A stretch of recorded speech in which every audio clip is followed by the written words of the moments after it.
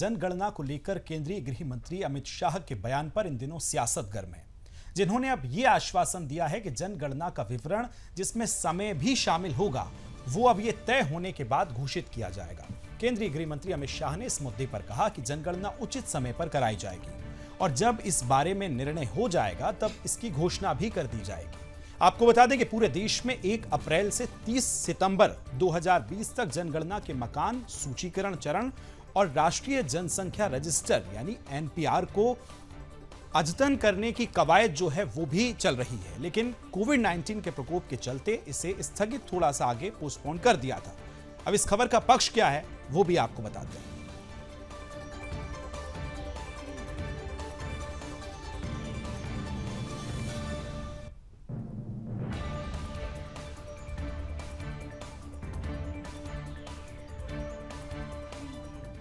तो चलिए अब खबर का पक्ष जान लेते हैं। केंद्रीय गृह मंत्री अमित शाह ने बीते शनिवार को छत्तीसगढ़ में एक प्रेस कॉन्फ्रेंस के दौरान जनगणना के मुद्दे पर पूछे गए एक सवाल का जवाब देते हुए कहा कि जनगणना उचित समय पर ही की जाएगी। अब इस बारे में निर्णय हो जाएगा कि तब हम इसकी घोषणा करेंगे। आपको बताते चले कि इन दिनों गृह मंत्री अमित शाह छत्तीसगढ़ के 3 दिवसीय दौरे पर हैं। इस दौरान उन्होंने शनिवार को माओवाद प्रभावित यानी नक्सलवाद प्रभावित राज्यों के शीर्ष प्रशासनिक और सुरक्षा अधिकारियों के साथ नक्सल समस्या पर चर्चा की। जनगणना का काम अभी भी रुका हुआ है और सरकार ने अभी तक नए कार्यक्रम की घोषणा नहीं की है। जनगणना दशक में एक बार फिर कराई जाती है और वही जनगणना केंद्रीय गृह मंत्री अमित शाह के बयान पर वार पलटवार का सिलसिला भी शुरू हो चुका है। अब इस खबर का विपक्ष आप जानिए मेरी सहयोगी कनिका से। जब तय करेंगे तब मैं घोषणा करूंगा, कैसे होगा, कब होगा, कैसे होगा। जी सर, इससे जुड़ा एक और वो सवाल का जवाब इसी में आ ही गया। मुझे मालूम है तुम नेक्स्ट क्या पूछने वाले हो। जब समय आ गया।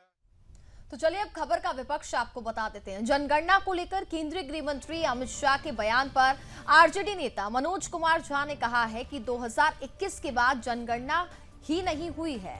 ऐसा इस देश में पहली बार हुआ है। क्यों रोके हुए हैं? चिंता होती है, संदेह होता है कि इतना विशाल देश जहां बड़े से बड़े मुश्किल दौर में भी जनगणना नहीं रुकी। इसके लिए कोई रॉकेट साइंस नहीं चाहिए, बल्कि एक कॉलम जोड़ना है और उस कॉलम के आधार पर समाज की हकीकत सामने आ जाएगी। अगर हम ये हासिल नहीं करना चाहते तो जाहिर तौर पर हम उसी व्यवस्था को बनाए रखना चाहते हैं कि 2.5 से 3% लोग 96% लोगों की तकदीर का लगातार फैसला करते रहे। जब समय आ गया है। जनगणना के बारे में पूछा गया था। जनगणना ही नहीं हुई है कि इसके बाद ये पहली बार इस देश में हुआ है। क्यों रोके हुए हो भाई? चिंता होती है, अब शक होता है कि इतना विशाल देश जहां बड़ी से बड़ी आपदा में, बड़े से बड़े मुश्किल दौर में जनगणना नहीं रुकी।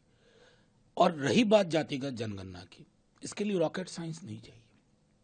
एक कॉलम जोड़ना है और उस कॉलम के आधार पर आपको हकीकत समाज की सामने आ जाएगी। कौन कहां लगातार बैठा हुआ है और किसके बैठने की जगह नहीं है। अगर ये हम नहीं हासिल करना चाहते तो जाहिर तौर पर हम उसी व्यवस्था को बनाए रखना चाहते हैं कि 2.5, 3, 4% लोग 96% की तकदीर का लगातार फैसला करते रहें। तो जनगणना और जातीय जनगणना ये कोई नया मुद्दा नहीं है, जब इस पर लगातार बयानबाजी, वार पलटवार और सियासत होती रही है। लेकिन इस खबर के लिए एक और संक्षेप में आपको ये बताएं कि छत्तीसगढ़ अभी केंद्रीय गृह मंत्री पहुंचे हैं और 3 दिन का उनका ये दौरा है। उस दौरान प्रेस कॉन्फ्रेंस में जब एक पत्रकार ने जनगणना पर उनसे पूछा तो उन्होंने कहा कि जब सही समय आएगा तो बता दिया जाएगा। हालांकि इस पर अब सियासत होना तो लाजमी है, लेकिन वक्त एक छोटे से